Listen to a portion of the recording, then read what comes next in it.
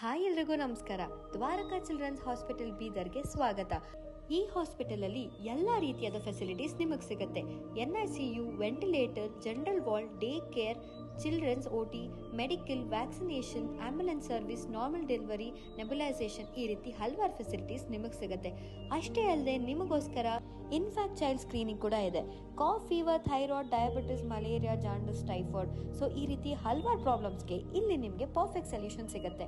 ಇಲ್ಲಿ ತುಂಬಾನೇ ಸ್ಪೆಷಲೈಸ್ಡ್ ಹಾಗೂ ಎಕ್ಸ್ಪೀರಿಯನ್ಸ್ ಡಾಕ್ಟರ್ಸ್ ನಿಮಗೆ ಟ್ರೀಟ್ಮೆಂಟ್ ಕೊಡ್ತಾರೆ. ಒಳ್ಳೆ ಹೆಲ್ತ್ ಎಷ್ಟು ಇಂಪಾರ್ಟೆಂಟು, ಚಾಯ್ಸ್ ಆಫ್ ಹಾಸ್ಪಿಟಲ್ ಅಷ್ಟೇ ಇಂಪಾರ್ಟೆಂಟು. ಸೊ ಚೂಸ್ ಮಾಡಿ ದ್ವಾರಕಾ ಚಿಲ್ಡ್ರನ್ಸ್ ಹಾಸ್ಪಿಟಲ್ ಬೀದರ್.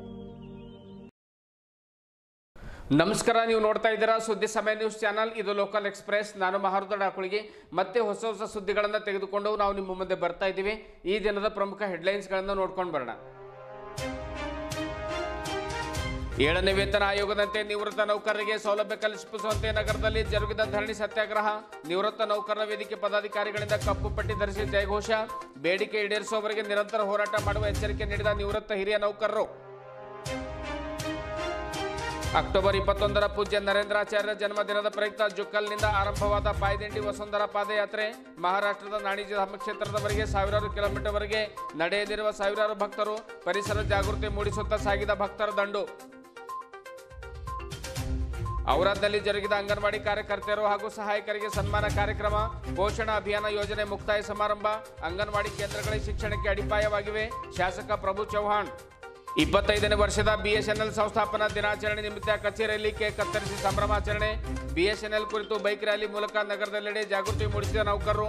ಮತ್ತೆ ಎಲ್ಲರೂ BSNL ಕಡೆಗೆ ವಾಲಬೇಕಾಗಿದೆ. ಅನಿತಾ ಪಾಟೀಲ್. ಬೀದರ್ ಜಿಲ್ಲೆಯಲ್ಲಿ ನಡೆದಿರ್ತಕ್ಕಂಥ ಹಿಂದಿನ ಒಂದಿಷ್ಟು ವಾರ್ತೆಗಳ ವಿವರಗಳನ್ನು ನಾವು ನೋಡ್ಕೊಂಡು ಬರೋಣ. ನಾವು ಮತ್ತೆ ಹೊಸ ಹೊಸ ವಿಚಾರಗಳನ್ನು, ಸುದ್ದಿಗಳನ್ನು ತೆಗೆದುಕೊಂಡು ನಿಮ್ಮ ಮುಂದೆ ಬರ್ತಾ ಇದ್ದೀವಿ. ಇದು ನಿಮ್ಮ ಹೆಮ್ಮೆಯ TV ಸುದ್ದಿ ಸಮಯ ಡೆನ್ ನ್ಯೂಸ್ ಚಾನಲ್. 2022ರ ಜುಲೈ 1ರಿಂದ 24ರವರೆಗೆ ಜುಲೈ 31ರ ಅವಧಿಯೊಳಗೆ ನಿವೃತ್ತಿಯಾಗಿರುವಂತಹ ರಾಜ್ಯ ಸರ್ಕಾರಿ ನೌಕರರಿಗೆ 7ನೇ ವೇತನ ಆಯೋಗದ ಶಿಫಾರಸಿನಂತೆ ನಿವೃತ್ತಿ ಆರ್ಥಿಕ ಸೌಲಭ್ಯ ಕಲ್ಪಿಸಬೇಕು ಎಂಬ ಬೇಡಿಕೆಗಳು ಸೇರಿದಂತೆ ವಿವಿಧ ಬೇಡಿಕೆಗಳನ್ನು ಈಡೇರಿಸುವಂತೆ ಒತ್ತಾಯಿಸಿ ಮಂಗಳವಾರ ಜಿಲ್ಲಾಧಿಕಾರಿ ಕಚೇರಿ ಮುಂದೆ ಧರಣಿ ಪ್ರತಿಭಟನೆಯನ್ನು ಹಮ್ಮಿಕೊಂಡಿದ್ದರು. ವಿಶ್ವ ಹಿರಿಯ ನಾಗರಿಕರ ದಿನಾಚರಣೆ ಸಂದರ್ಭ ರಾಜ್ಯದಾದ್ಯಂತ ಜಿಲ್ಲಾಧಿಕಾರಿಗಳ ಕಚೇರಿ ಎದುರು ಏಕಕಾಲದಲ್ಲಿ ನಿವೃತ್ತ ನೌಕರರು ಕಪ್ಪು ಪಟ್ಟಿಯನ್ನು ಧರಿಸಿ ಒಂದು ದಿನದ ಧರಣಿ ಸತ್ಯಾಗ್ರಹ ನಡೆಸಿ ಜಿಲ್ಲಾಧಿಕಾರಿಗಳ ಮುಖಾಂತರವಾಗಿ ಮುಖ್ಯಮಂತ್ರಿಗಳಿಗೆ ಮನವಿ ಕೂಡ ಸಲ್ಲಿಸಿದ್ರು. 2022ರ ಜುಲೈ 1ರಿಂದ 2024ರ ಜುಲೈ 31ರ ಅವಧಿಯಲ್ಲಿ ನಿವೃತ್ತಿಯಾಗಿರುವಂತಹ ನೌಕರರಿಗೆ 6ನೇ ವೇತನ ಆಯೋಗದ ಲೆಕ್ಕಾಚಾರದ ಅನುಸಾರವಾಗಿ DCRG ಕಮ್ಯುಟೇಷನ್ ರಜೆ ನಗದೀಕರಣ ನಿವೃತ್ತಿ ಆರ್ಥಿಕ ಸೌಲಭ್ಯವನ್ನು ನೀಡಿದ್ದಾರೆ. ಈ ನಿಟ್ಟಿನಲ್ಲಿ ನಮಗೆ ಆರ್ಥಿಕ ನಷ್ಟ ಉಂಟಾಗಿ ಅನ್ಯಾಯವಾಗಿದೆ ಎಂದು ತಮ್ಮ ನೋವನ್ನು ನಿವೃತ್ತ ನೌಕರರು ತೋಡಿಕೊಂಡರು. ಈಗಾಗಲೇ ರಾಜ್ಯದ ಎಲ್ಲ ಜಿಲ್ಲಾ ಉಸ್ತುವಾರಿ ಸಚಿವರು, ಕ್ಷೇತ್ರದ ಶಾಸಕರು, ಜಿಲ್ಲಾಧಿಕಾರಿಗಳು ಹಾಗೂ ತಹಸೀಲ್ದಾರರ ಮೂಲಕ ನೂರಾರು ನಿವೃತ್ತ ನೌಕರರು ಮನವಿಯನ್ನು ಸಲ್ಲಿಸಿದ್ದಾರೆ. ಅಲ್ಲದೆ ಬೆಂಗಳೂರಿನ ಫ್ರೀಡಂ ಪಾರ್ಕ್ನಲ್ಲಿ ಸುಮಾರು 12,000 ನಿವೃತ್ತ ನೌಕರರು ವಿಶ್ರಾಂತ ನ್ಯಾಯಮೂರ್ತಿ ಸಂತೋಷ್ ಹೆಗಡೆ, ಕರ್ನಾಟಕ ರಾಜ್ಯ ಸರ್ಕಾರಿ ನೌಕರರ ರಾಜ್ಯಾಧ್ಯಕ್ಷ ಷಡಕ್ಷರಿ, ಕರ್ನಾಟಕ ರಾಜ್ಯ ನಿವೃತ್ತ ನೌಕರರ ಸಂಘದ ರಾಜ್ಯಾಧ್ಯಕ್ಷ ಡಾಕ್ಟರ್ ಎಲ್ ಭೈರಪ್ಪ ಅವರ ಸಮ್ಮುಖದಲ್ಲಿ ನಮಗೆ ಆಗಿರುವಂತಹ ಅನ್ಯಾಯದ ಕುರಿತು ಮುಖ್ಯಮಂತ್ರಿಗಳು ಹಾಗೂ ಉಪಮುಖ್ಯಮಂತ್ರಿಗಳಿಗೆ ಮನವಿ ನೀಡಲಾಗಿದ್ದರೂ ಸ್ಪಂದಿಸ್ತಾ ಇಲ್ಲ ಎಂದು ತಮ್ಮ ಅಸಮಾಧಾನವನ್ನು ಹೊರಹಾಕಿದರು. 30ರಿಂದ 40 ವರ್ಷ ಸುದೀರ್ಘ ಸೇವೆ ಸಲ್ಲಿಸಿದ ನಮ್ಮನ್ನು ಕಡೆಗಣಿಸಲಾಗಿದೆ. ಮತ್ತೊಮ್ಮೆ ಸರ್ಕಾರದ ಗಮನ ಸೆಳೆಯಲಿಕ್ಕೆ ಹೆಚ್ಚಿನ ಸಂಖ್ಯೆಯಲ್ಲಿ ಧರಣಿಯಲ್ಲಿ ಪಾಲ್ಗೊಂಡ್ರೆ ಹೋರಾಟಕ್ಕೆ ಯಶಸ್ಸು ದೊರೆಯಲಿದೆ ಎಂದು ವಿಶ್ವಾಸ ವ್ಯಕ್ತಪಡಿಸಿದ ಜಿಲ್ಲಾ ಸಂಚಾಲಕ ಜಗನ್ನಾಥ್ ಪತಂಗಿ ಅವರು, ನಮ್ಮ ಬೇಡಿಕೆ ನ್ಯಾಯಸಮ್ಮತವಾಗಿದ್ದು ಇದು ಈಡೇರಿಸುವವರೆಗೆ ಹೋರಾಟ ಯಾವುದೇ ಕಾರಣಕ್ಕೂ ಕೂಡ ನಿಲ್ಲೋದಿಲ್ಲ ಅನ್ನುವಂಥ ಮಾತನ್ನು ಕೂಡ ಹೇಳಿದರು. ಈ ಸಂದರ್ಭದಲ್ಲಿ ರಾಜ್ಯ ಸಂಚಾಲಕ ಅಂಬಾರಾಯ್ ಶಾಂತಯ್ಯ, ವೆಂಕಟರೆಡ್ಡಿ, ಬಾಬುರಾವ್ ಬಿರಾದರ್, ಗೋವಿಂದ ಟಿಳ್ಳೆ, ಸರಸ್ವತಿ, ಚುಕ್ಕಮ್ಮ, ಸುರೇಖಾ ಶೀಲ್ವಂತ್, ನೀಲಕಂಠಯ್ಯ, ಕಲ್ಲಪ್ಪ ಪೂಜಾರಿ, ಚಂದ್ರಕಾಂತ್ ಬಿರಾದರ್, ಗೋಪಾಳರಾವ್ ಪಾಂಚಾಳ್, ರಘುನಾಥ್ ರೊಟ್ಟಿ, ಶಿವಾಜಿ ಕಾವಳೆ, ತಾಲೂಕಾ ಸಂಚಾಲಕರು, ಜಿಲ್ಲಾ ಸಂಚಾಲಕರು ಸೇರಿದಂತೆ ಇನ್ನು ಅನೇಕ ಜನ ನಿವೃತ್ತ ಸರ್ಕಾರಿ ನೌಕರರು ಈ ಸಂದರ್ಭದಲ್ಲಿ ಉಪಸ್ಥಿತರಿದ್ದರು. ಎಲ್ಲರಿಗೂ ಕೂಡ ಎಲ್ಲ ರೀತಿಯ ಸೌಲಭ್ಯಗಳು ಕೊಟ್ಟಿದ್ದು ಇತಿಹಾಸದಲ್ಲಿ ನಾವು ನೋಡ್ತಾ ಬಂದಿದ್ದೀವಿ. ಆದ್ರೆ ಕಳೆದ 17ರಲ್ಲಿ ಕೊಟ್ಟಿರ್ತಕ್ಕಂಥ ವೇತನ ಶ್ರೇಣಿಯಲ್ಲಿ ಜುಲೈ 2017ಕ್ಕೆ 6ನೇ ವೇತನ ಆಯೋಗ ಜಾರಿ ಮಾಡಿದ್ರು. 18 ಏಪ್ರಿಲ್ ನಗದಾಗಿ ಕೊಡಬೇಕು ಅಂತ ಮಾಡಿದ್ರು. ಆವಾಗ ಒಂದು 7-8 ತಿಂಗಳು ಮುಂದಕ್ಕೆ ಹೋಗಿತ್ತು. ಆವಾಗ ಆ ಸಂಖ್ಯೆನೂ ಬಹಳ, ಆ ಅವಧಿಯಲ್ಲಿ ರಿಟೈರ್ಡ್ ಆದವರು ಬಹಳ ಕಡಿಮೆ ಸಂಖ್ಯೆ ಇತ್ತು. ಆದ್ರಿಂದ ಅವರು ಆಯ್ತು ಬಿಡಪ್ಪ ಅಂತ ಅವರು ಏನೋ ಯಾವ್ದು ಹೋರಾಟ ಮಾಡಿದ ಸುಮ್ಮನಾದ್ರು. ಅದನ್ನೇ ಪ್ರವೃತ್ತಿ ಮಾಡಿಕೊಂಡು ಈ ಸಲ 2022ರಿಂದ 7ನೇ ವೇತನ ಆಯೋಗ ಶಿಫಾರಸು ಜಾರಿಗೆ ಮಾಡಿಕೊಂಡಿದ್ದಾರೆ ಸರ್ಕಾರದವರು.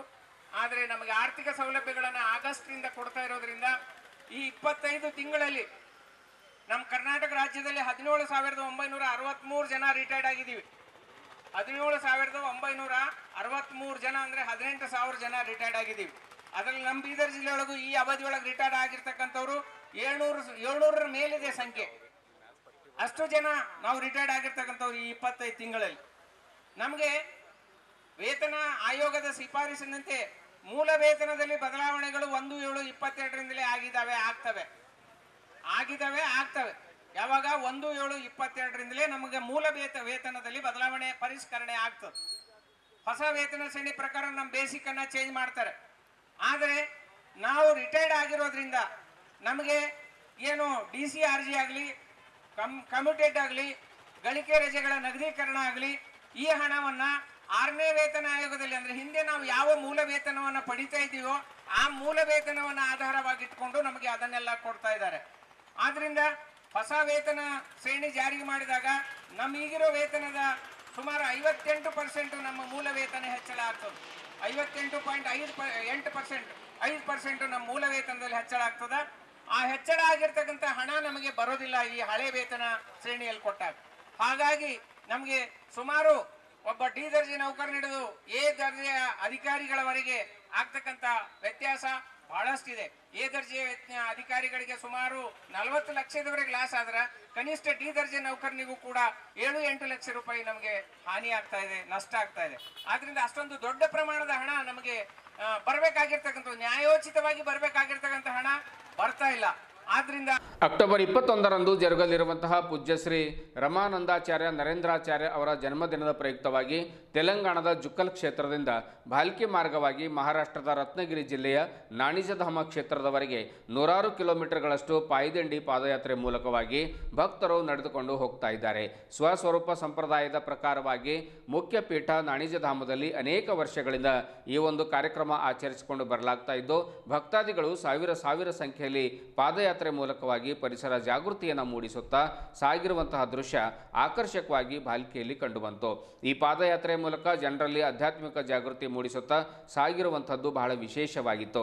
ದಾರಿಯುದ್ದಕ್ಕೂ ಪಾದಯಾತ್ರಿಗಳಿಗೆ ಅನ್ನ, ಆಹಾರ, ನೀರು, ಸ್ನಾನದ ವ್ಯವಸ್ಥೆ, ಆಮೇಲೆ ಶೌಚಾಚಮನದ ಎಲ್ಲ ಒಂದು ವ್ಯವಸ್ಥೆಗಳನ್ನು ಕೂಡ ಸೌಲಭ್ಯ ಮಾಡಲಾಗ್ತಾ ಇದೆ. ಅದರ ಜೊತೆಗೆ ಹಲವು ಲಾರಿಗಳು ಮತ್ತು ನೀರಿನ ಟ್ಯಾಂಕರ್ಗಳು, ಶೌಚಾಲಯದ ಒಂದು ವಾಹನಗಳು ಕೂಡ ಅವರ ಜೊತೆಗೇನೆ ಸಾಗ್ತಾ ಇರುವಂಥದ್ದು. ಸಾವಿರ ಸಂಖ್ಯೆಯಲ್ಲಿ ಭಕ್ತರು ಸಾಗ್ತಾ ಇದ್ರೂ ಕೂಡ ಯಾವುದೇ ಒಂದು ಪರಿಸರಕ್ಕೆ ಹಾನಿಯಾಗದಂತೆ ನೋಡ್ಕೊಳ್ತಾ ಇರುವಂತಹ ಒಂದು ದೃಶ್ಯ ಬಹಳ ಅದ್ಭುತವಾಗಿ ಕಂಡುಬಂತು. ರಸ್ತೆಯ ಒಂದು ಬದಿಯಿಂದ ಪಾದಯಾತ್ರಿಗಳು ಸಾಲಾಗಿ ಶಿಸ್ತಿನಿಂದ ತಾಳ ಮತ್ತು ಲಯದಲ್ಲಿ ಸಂಪ್ರದಾಯದ ನಾಮಾವಳಿಗಳನ್ನು ಹಾಡ್ತಾ ಮುಂದೆ ಸಾಗುತ್ತಿರುವ ದೃಶ್ಯ ಮನಮೋಹಕವಾಗಿತ್ತು. ನೋಡುಗರ ಕಣ್ಮನ ಸೆಳೀತಾ ಇತ್ತು. ಪಾದಯಾತ್ರಿಗಳ ವೇಷಭೂಷಣಗಳು ಒಂದೇ ಬಣ್ಣದಿಂದ ಕೂಡಿದ್ದು ರಸ್ತೆಯಲ್ಲಿ ನಡೆಯುವಾಗ ಜಾಗತಿಕ ತಾಪಮಾನದ ಕುರಿತು ಜಾಗೃತಿಯನ್ನು ಮೂಡಿಸುತ್ತಾ ಅವರು ಸಾಗಿದ್ರು. ಈ ವಸುಂಧರ ಪಾದಯಾತ್ರೆಯು 2ನೇ ವರ್ಷದ ಪಾದಯಾತ್ರೆಯಾಗಿದ್ದು ಕೇಸರಿ ಬಣ್ಣದ ಧ್ವಜಗಳನ್ನು ಹಿಡಿದು ದಾರಿಯುದ್ದಕ್ಕೂ ತಾಳಗಳನ್ನು ಬಾರಿಸುತ್ತಾ ಭಕ್ತಿಗೀತೆಗಳನ್ನು ಹಾಡುತ್ತಾ ಯಾತ್ರೆ ಸಾಗಿತ್ತು. ಈ ಯಾತ್ರೆಯಲ್ಲಿ ಕರ್ನಾಟಕ, ತೆಲಂಗಾಣ, ಆಂಧ್ರ ಪ್ರದೇಶ ಮತ್ತು ಮಹಾರಾಷ್ಟ್ರದ ಸಾವಿರಾರು ಭಕ್ತಾದಿಗಳು ಪಾಲ್ಗೊಂಡಿದ್ದರು.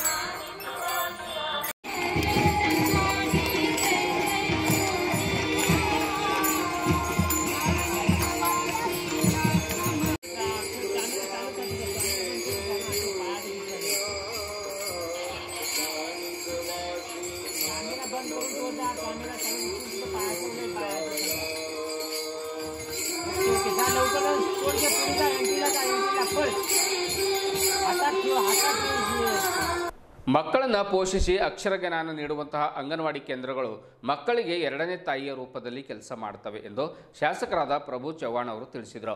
ಮಹಿಳಾ ಮತ್ತು ಮಕ್ಕಳ ಅಭಿವೃದ್ಧಿ ಇಲಾಖೆ ಶಿಶು ಅಭಿವೃದ್ಧಿ ಯೋಜನಾಧಿಕಾರಿಗಳ ಕಚೇರಿ ಸಂತಪುರ ವತಿಯಿಂದ ಔರಾದ್ ಪಟ್ಟಣದ ಡಾಕ್ಟರ್ ಗುರುಪಾದಪ್ಪ ನಾಗಮರಪಳ್ಳಿ ಕಲ್ಯಾಣ ಮಂಟಪದಲ್ಲಿ ಜರುಗಿರುವಂತಹ ಪೋಷಣ ಅಭಿಯಾನ ಮಾಸಾಚರಣೆಯ ಮುಕ್ತಾಯ ಸಮಾರಂಭದಲ್ಲಿ ಅವರು ಮಾತನಾಡುತ್ತಾರೆ. ಅಂಗನವಾಡಿ ಕೇಂದ್ರಗಳು ಶಿಕ್ಷಣಕ್ಕೆ ಅಡಿಪಾಯವಿದ್ದಂತೆ ಸಂಸ್ಕಾರ ಕಲಿಕೆ ಇಲ್ಲಿಂದಲೇ ಆರಂಭವಾಗಿರೋದ್ರಿಂದ ಅಂಗನವಾಡಿ ಕಾರ್ಯಕರ್ತೆಯರು ಮತ್ತು ಸಹಾಯಕಿಯರ ಸೇವೆ ಅತ್ಯಂತ ಜವಾಬ್ದಾರಿಯುತವಾದದ್ದು. ಸರ್ಕಾರವು ಮಹಿಳೆಯರು ಮತ್ತು ಮಕ್ಕಳಿಗಾಗಿ ಸೌಲಭ್ಯಗಳನ್ನು ಅಂಗನವಾಡಿ ಕೇಂದ್ರಗಳ ಮುಖಾಂತರವಾಗಿ ವಿತರಿಸುವುದರಿಂದ ಈ ಒಂದು ಸೌಲಭ್ಯಗಳು ಎಲ್ಲ ಫಲಾನುಭವಿಗಳಿಗೆ ಪ್ರಾಮಾಣಿಕವಾಗಿ ತಲುಪಬೇಕು ಅನ್ನುವಂಥ ಮಾತನ್ನು ಕೂಡ ಅವರು ಹೇಳಿದರು. ಇದೇ ವೇಳೆ ಅಂಗನವಾಡಿ ಕಾರ್ಯಕರ್ತೆಯರು ಮತ್ತು ಸಹಾಯಕರಿಗೆ ವಿಶೇಷ ಸನ್ಮಾನ ನಡೆಯಿತು.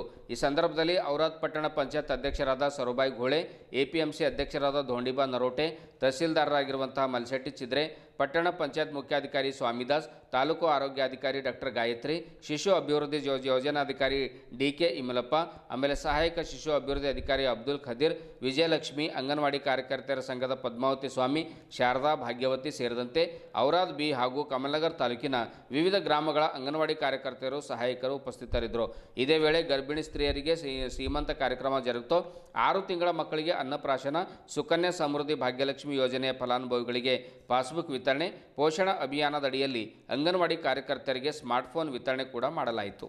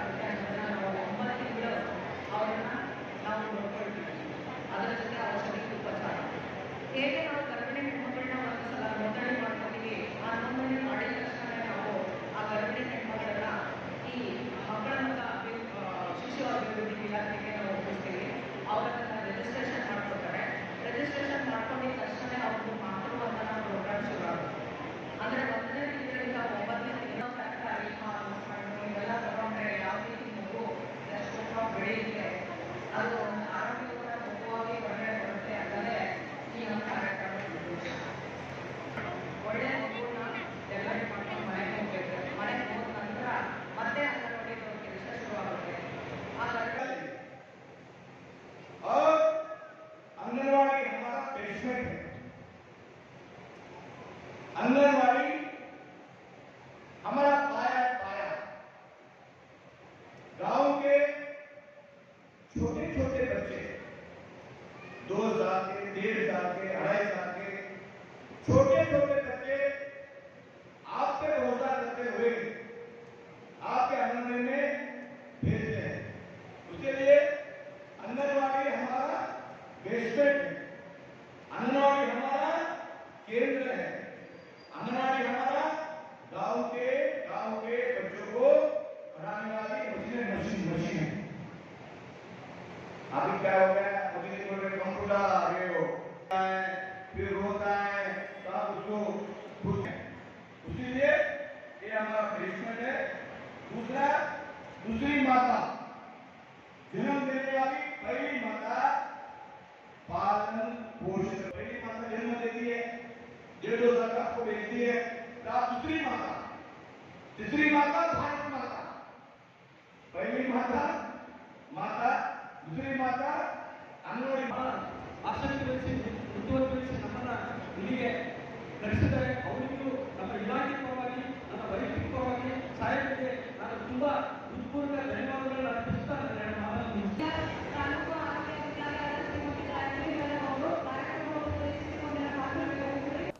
ನಗರದ ಜನವಾಡ ರಸ್ತೆಯಲ್ಲಿರುವಂತಹ BSNL ಕಚೇರಿಯಲ್ಲಿ BSNL 25ನೇ ವರ್ಷದ ಫಾರ್ಮೇಷನ್ ಡೇ ಸಮಾರಂಭವನ್ನು ಕೇಕ್ ಕಟ್ ಮಾಡುವ ಮೂಲಕವಾಗಿ ಆಚರಣೆ ಮಾಡಿದರು. ಸಂಸ್ಥೆಯ DGM ಅನಿತಾ ಪಾಟೀಲ್ ಅವರು ಈ ಸಂದರ್ಭದಲ್ಲಿ ಮಾತನಾಡ್ತಾ ಮತ್ತೆ ಎಲ್ಲ ಜನರು ಅಂದರೆ ಎಲ್ಲ ಗ್ರಾಹಕರು BSNL ಕಡೆಗೆ ಬರಬೇಕಾಗಿದೆ, ಸಂಸ್ಥೆಯನ್ನು ಬೆಳೆಸಬೇಕಾಗಿದೆ, ಉತ್ತಮ ಸೌಲಭ್ಯ ನೀಡಲಿಕ್ಕೆ ಸಂಸ್ಥೆ ಸಜ್ಜಾಗಿದೆ ಅನ್ನುವಂಥ ಮಾತನ್ನು ಅವರು ಹೇಳ್ತಾರೆ. ಅಲ್ಲದೆ BSNL ವತಿಯಿಂದ ಮೊಬೈಲ್ FTTH ಲೀಸ್ಡ್ ಲೈನ್, ಆಮೇಲೆ VPN connections, make in India, 4G towers, ಆಮೇಲೆ ಗೋಲ್ 4G ಸ್ಯಾಚುರೇಷನ್ ಪ್ರಾಜೆಕ್ಟ್, ಭಾರತ್ ಉದ್ಯಮಿ FTTH rural area connection ration ಸೌಲಭ್ಯಗಳನ್ನು ನೀಡಲಾಗ್ತಾ ಇದೆ. ಸಾರ್ವಜನಿಕರು ಸದುಪಯೋಗವನ್ನು ಪಡೆದುಕೊಳ್ಳಬೇಕು ಅನ್ನುವಂಥ ಮಾತನ್ನು ಕೂಡ ಹೇಳ್ತಾರೆ. ಇದೇ ವೇಳೆ ರೂರಲ್ ಎಜಿಎಂ ಹಿತೇಂದ್ರ ಚೌಹಾಣ್, ನಗರ ಎಜಿಎಂ ವಿಜಯ್ ಚೌಧರಿ, ವ್ಯವಸ್ಥಾಪಕರಾಗಿರುವಂತಹ ಶ್ರೀನಿವಾಸರಾವ್, ಆಮೇಲೆ SDE ಆಗಿರ್ತಕ್ಕಂಥ ದೇವಿದಾಸ್ ಬಿರಾದರ್, ಆಮೇಲೆ JTO ಆಗಿರ್ತಕ್ಕಂಥ ಸುಮನ್ ಜಾಧವ್, ಆಮೇಲೆ IFA ಅಶೋಕ್ ಸರ್ ಅವರು ಸೇರಿದಂತೆ ಇನ್ನು BSNL ಕೆಲಸ ಮಾಡ್ತಕ್ಕಂಥ ಎಲ್ಲ ಒಂದು ಕಾರ್ಯಕರ್ತರು ಆಮೇಲೆ ಸಿಬ್ಬಂದಿ ವರ್ಗದವರು ಈ ಸಂದರ್ಭದಲ್ಲಿ ಹಾಜರಿದ್ದರು.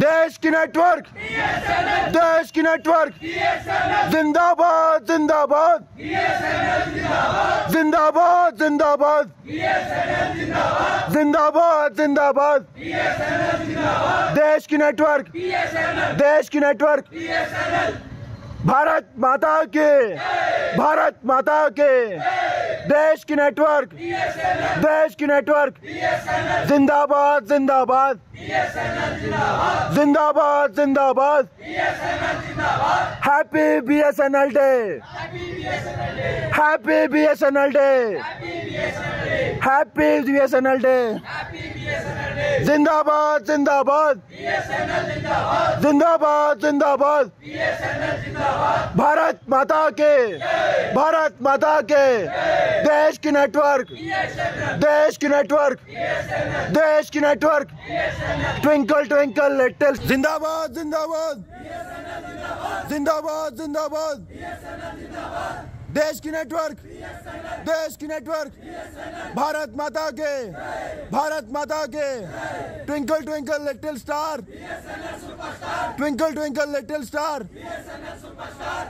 भारत माता के, भारत माता के, जिंदाबाद जिंदाबाद, जिंदाबाद जिंदाबाद, जिंदाबाद, भारत माता की जय, भारत माता की जय, भारत माता की जय, happy BSNL day, happy BSNL day, happy BSNL day, happy silver jubilee celebration. ಗ್ರಾಹಕರಿಗೆ ಅದು ಕೂಡ 15ನೇ ವರ್ಷದ BSNL ಸೆಲೆಬ್ರೇಷನ್ ನನ್ನ ಹಾರ್ದಿಕ ಅಭಿನಂದನೆಗಳು. ಯಾಕಂದ್ರೆ ನಾವು ಇವತ್ತು ಯಾವ ಪೊಸಿಷನ್ದಲ್ಲಿ ಇದ್ದೀವಿ ಅದು ನಿಮ್ಮ ಮೂಲಕ ಗ್ರಾಹಕರ ಮೂಲಕನೇ ಅಂತ ನಾನು ಹೇಳ್ತೀನಿ. ಆ ಒಂದು ಸಂದರ್ಭದಲ್ಲಿ ನಾನು ನನ್ನ ಎಲ್ಲ ಎಂಪ್ಲಾಯೀಸಿಗೂ ಹೇಳಲಿಕ್ಕೆ ಇಷ್ಟಪಡ್ತೀನಿ. ನಮ್ಮ ಇದರಲ್ಲಿ ಅಂದರೆ ಹಿಂದೂ ಇದರಲ್ಲಿ ಮಾತೃದೇವೋಭವ ದೇವೋಭವ ಅಂತಿರೋ ನಮ್ಮ ಎಲ್ಲ ಪ್ರಿಯ ಗ್ರಾಹಕರಲ್ಲಿ ನನ್ನದೊಂದು ವಿನಂತಿ ಏನಂತಂದರೆ ಮತ್ತೆ ಎಲ್ಲರೂ ವಾಪಸ್ BSNLಗೆ ಬರಬೇಕು, ಇದನ್ನೊಂದು BSNL ಒಂದು ಉಚ್ಛ್ರಾಯ ಸ್ಥಿತಿಗೆ ತರಬೇಕು ಅಂತ ಕಳಕಳಿಯಿಂದ ಕೇಳ್ಕೊತಾ ಇದ್ದೀನಿ. ಯಾಕಂದರೆ ಇವಾಗ BSNLದ ಟ್ಯಾರಿಫ್ಸು ಬೇರೆ ಆಪ್ರೇಟರ್ ಜೊತೆ ಕಂಪೇರ್ ಮಾಡಿದರೆ ತುಂಬ ಕಡಿಮೆ ದರದಲ್ಲಿ ಸಿಗ್ತಾ ಇದೆ. ಹಾಗಾಗಿ ತುಂಬ ಜನ ಇವಾಗ ವಾಪಸ್ ಬರ್ತಾ ಇದ್ದಾರೆ, ಪೋರ್ಟ್ ಆಗ್ತಾ ಇದ್ದಾರೆ. ಈ ಸಂಖ್ಯೆ ಇನ್ನೂ ಹೆಚ್ಚಿನ ಸಂಖ್ಯೆಯಲ್ಲಿ ಆಗಲಿ, BSNL ಗ್ರಾಹಕರ ಸಂಖ್ಯೆ ಹೆಚ್ಚಲಿ ಅಂತ ನಾನು ತಮ್ಮೆಲ್ಲರಲ್ಲೂ ಕಳಕಳಿಯಿಂದ ಕೇಳ್ಕೊಳ್ತಾ ಇದ್ದೀನಿ. ಇದನ್ನು ತಾವೆಲ್ಲರೂ ಪೂರೈಸ್ತೀರಿ ಮತ್ತು BSNL ತನ್ನ ಉಚ್ಛ್ರಾಯ ಸ್ಥಿತಿಗೆ ಬರಲಿಕ್ಕೆ ತಾವೆಲ್ಲರೂ ಸಹಕಾರ ಕೊಡ್ತೀರಿ ಅಂತ ಭಾವಿಸ್ತೀನಿ. ಜಯನಾಥ್. ಇದುವರೆಗೂ ಸುದ್ದಿ ಕೊಟ್ಟಿರುವ ನಾನು ಮಹಾರುದ್ರ ಡಾಕುಳಿಗೆ. ಮತ್ತೆ ಮುಂದಿನ ವಾರ್ತೆಗಳೊಂದಿಗೆ ಭೇಟಿಯಾಗೋಣ. ವಂದನೆಗಳು.